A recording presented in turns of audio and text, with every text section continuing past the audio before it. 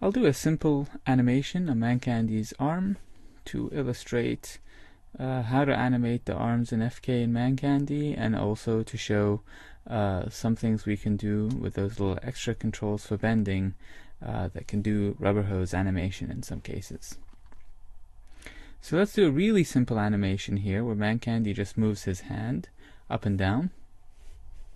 Before we start, let's get Mancandy in a slightly more neutral pose than this one. So let's say we're going to animate this arm here, Mancandy's left arm. I'll make sure that I have auto keyframing turned on, clicking the record button here in the timeline. And I'm going to start moving things as I see fit. You can see that Blender created a new action.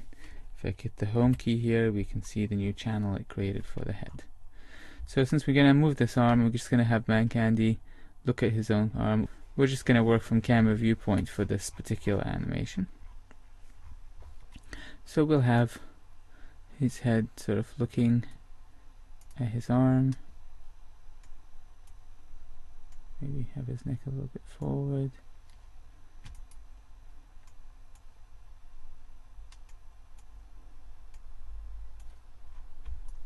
And we'll take this arm down since he's not going to be animating it.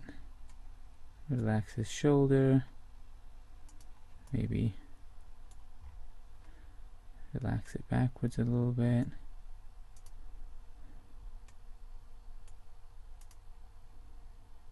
Maybe spin his hand like that. Go down. Like that. Maybe keep his fingers a little bend.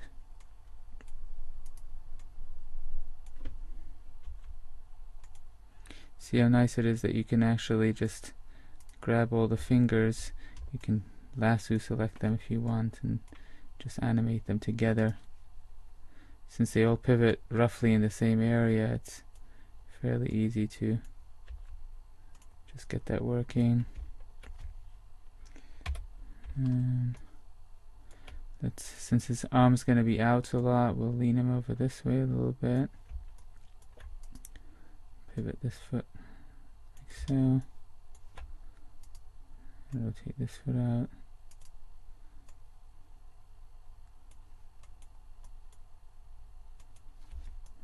Something like that. Just get his posture a little bit nicer.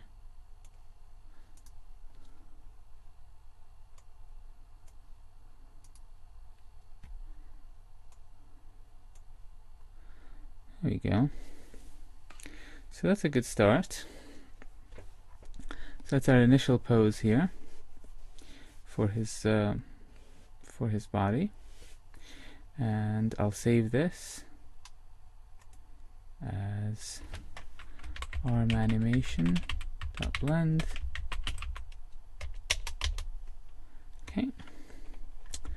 So maybe it would be nicer if we'll start with his arm down actually for the animation, and then we'll continue it up. So I'll drop the shoulder a little bit too, and I'll just move this a bit to key it, and the same with the hand. There we go. Now there's something interesting going to go on in this tutorial, is that I'm not going to really pay attention to where the joints are supposed to bend. Now we all know that with our elbow joint it only has 1 degree of freedom in real life, and that it bends only along that axis in that direction, and that you can't really bend it any other way. But oftentimes in animation, especially in 2D animation, we can violate those rules to get better motion. So with that caveat sort of in advance, we'll go ahead and look at the rest of this. We'll call this arm swing.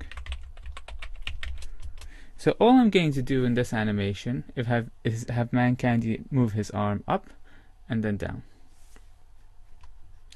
And let's say we do like an 18 frame animation or so, like so. And I'm not really going to animate the rest of his body, I'm just going to animate his arm. and then I'll do a pass and animate his fingers, but we won't actually animate the rest of the body. So it'll look a little bit weird at the end because Mancandy's arm will be moving with a completely rigid body, but this is just a tutorial on animating the arm, not really a full animation. So let's say we wanted Mancandy to swing his arm up and down. So we would go to our, let's say, roughly halfway, and we'd say, oh yeah, well, his arm goes up here, like so, and of course his shoulder has to lift up. In Mancandy's case, the shoulder is independent, and we can key these two. You can key available if they already have keys, like so, and then it goes down again, right? I mean, that's quite simple. So let's say over here, and there we go. And there we go.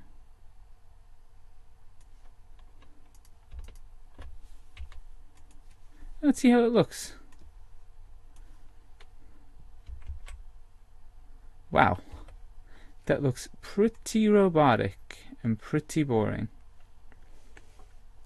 So the first thing to note whenever you're animating something from pose to pose is that things don't really move at the same speed. So as his arm moves up, you'd expect his hand to kind of trail the motion.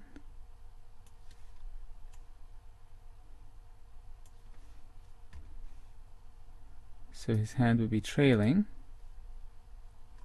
over here quite a bit. Maybe his, and here's where I said I won't pay attention to these joint things. It's I just let it do that. So now the arm kind of goes up a little bit more flexibly, but it's going down pretty badly, and that's because at the top, even as the upper arm is going down, the forearm and the hand should be trailing again.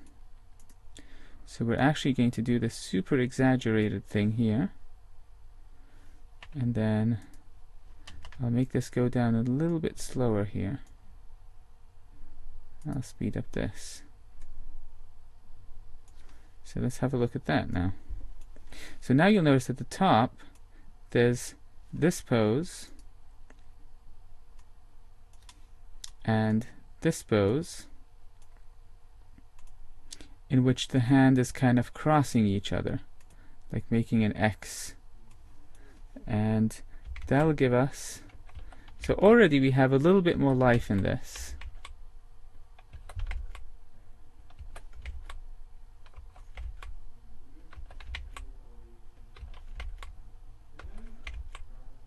And so the next step is just to keep on breaking down this motion to get the extra life kind of in it.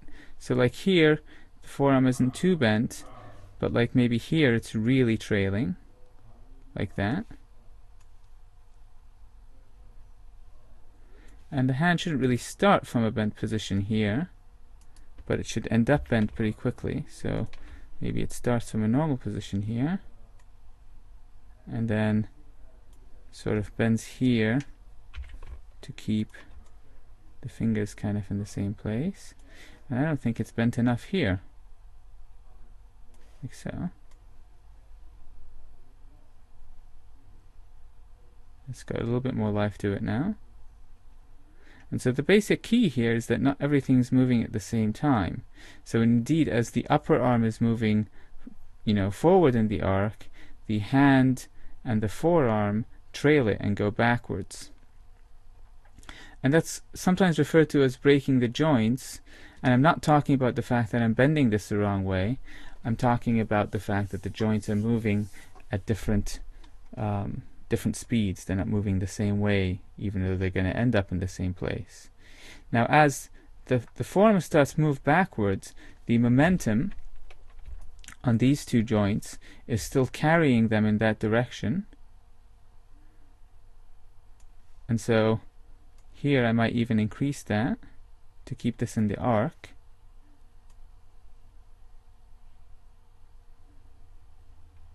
And then when you hit the bottom here with the upper arm, I'd expect that the upper arm here would trail it, perhaps by a bit, and the forearm and the hand,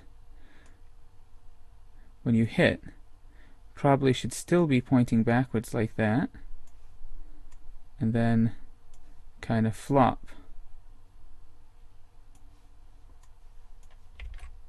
So let's see how that looks. And probably settle over here.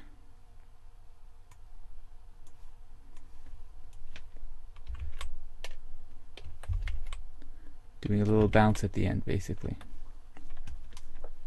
Now let's pay attention to the shoulder. The shoulder is going to lead a little bit. So, in fact, I'm going to make the shoulder go a little bit higher here at this point as it pulls the upper arm up. So it goes up fastest because the shoulder is kind of originating this motion. And then kind of pushing everything down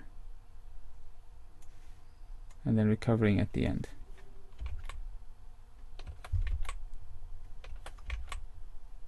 So that's looking fairly nice and floppy. So now we have a lot more flop, a lot more smoothness into it. We can also do a trick here. If you click on the hand, go into armature visualization, right here next to armature in this panel, and the edit buttons for the armature, and click on calculate paths, or we can simply hit W and calculate paths here. We can see the path that the hand is taking. So here it's going up, and notice here it's kind of not looking nice enough. It's not really in a nice arc anymore. And what I'm going to do here is lift this a little bit and bend this a little bit more, and then W, recalculate the paths, and maybe I like this nicer. Then as it does the reverse, the arc is broken a little bit as it snaps back, but then it should come down smoothly. And I can also say, it's not quite an arc here, so I'll just do this, and we'll get the fingers to do the rest of the way here. So it kind of keeps it on the arc more or less. So that's kind of nice. So we have the snap here at the top as the momentum is reversing, and we have nice arcs throughout the motion. And if we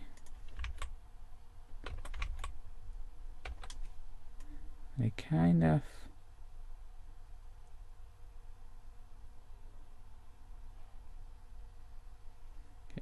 now, to make that even look nicer, we can turn on the finger controls right here, and let's keep the fingers also animating in the same nice way. So we'll start out with the fingers. We'll just maybe put it in a slightly more neutral position to begin with. So the fingers are like this, maybe. And then, as it's going up here,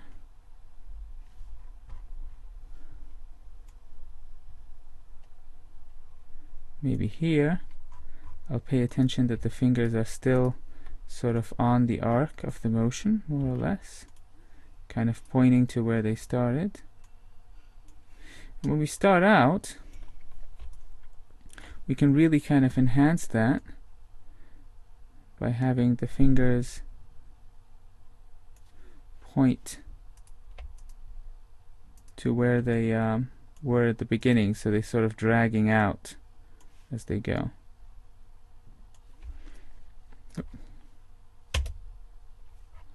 Just moved a little bit off here.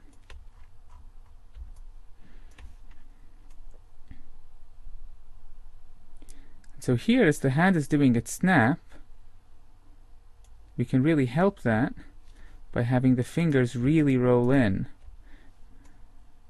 So the hand always makes a fist here at the top,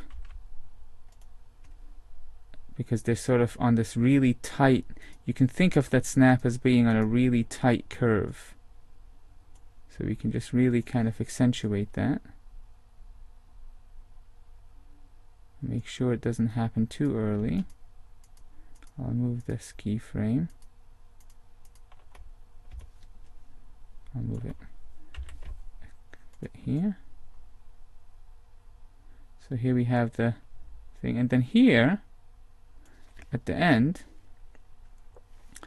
the fingers are going to flop out and reverse direction. So I'll scale the bone to give them a little bit more of a thing. And what would be fun here is if we could spread that out over the 3 fingers. So I'll have the I'll have a nice little spread here as they flop out.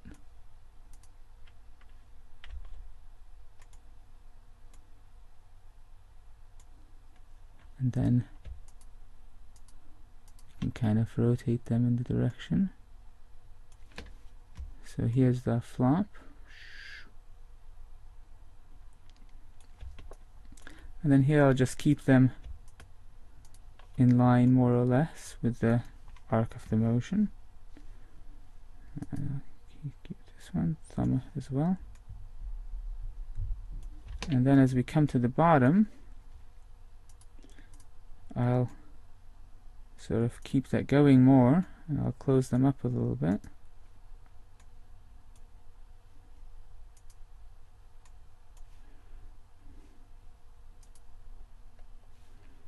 Looks like I didn't do the pointer here. There we go. And then here we'll have it trail a little bit. Finally, a little overshoot.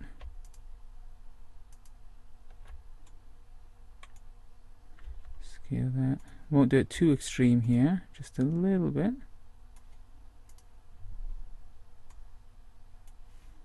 And then we'll let it settle maybe over here just a tiny bit. Maybe I'll move one of them out a little bit more. So let's have a look at that.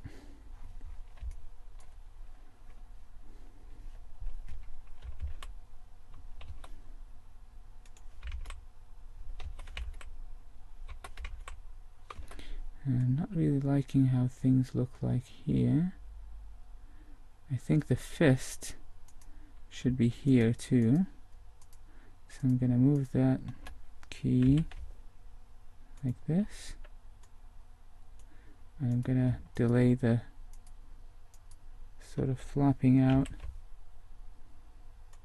one key like that. Let's see how that looks. That's much better. And so here we have, so we've broken a little bit of rules in a way, in terms of real physical people, but we haven't really broken any animation rules, and we've kept the limb straight. And you notice it looks really flexible even though we have completely straight limbs. Now Mancandy, being a cartoony rig, allows us to go even a step further than that by keeping the curve of the hand arced throughout all those poses in the middle. And the way we do that is if we turn on the armature layer, and let's just look at the arm because the fingers are done right now. Well, first of all we want to have him start out straight here. So I'll just key these locations so they don't move any. And as his hand's going out like this, we could sort of bend the arm in that arc.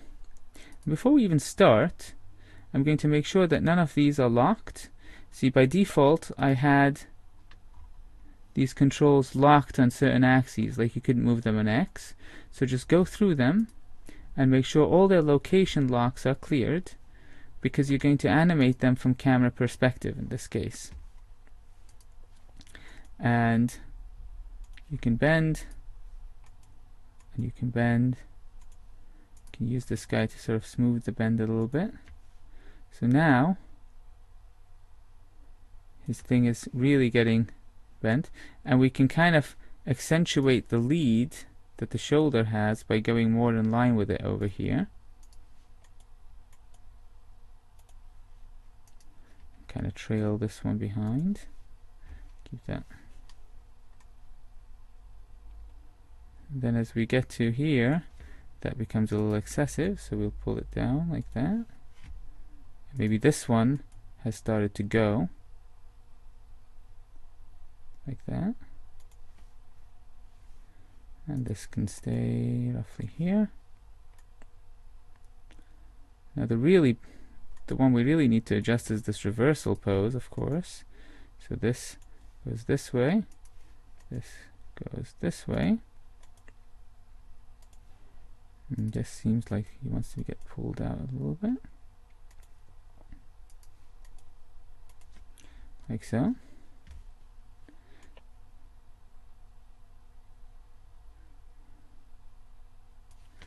And I might kind of like this gun reversing while this one is going up like that, making this kind of a S shape.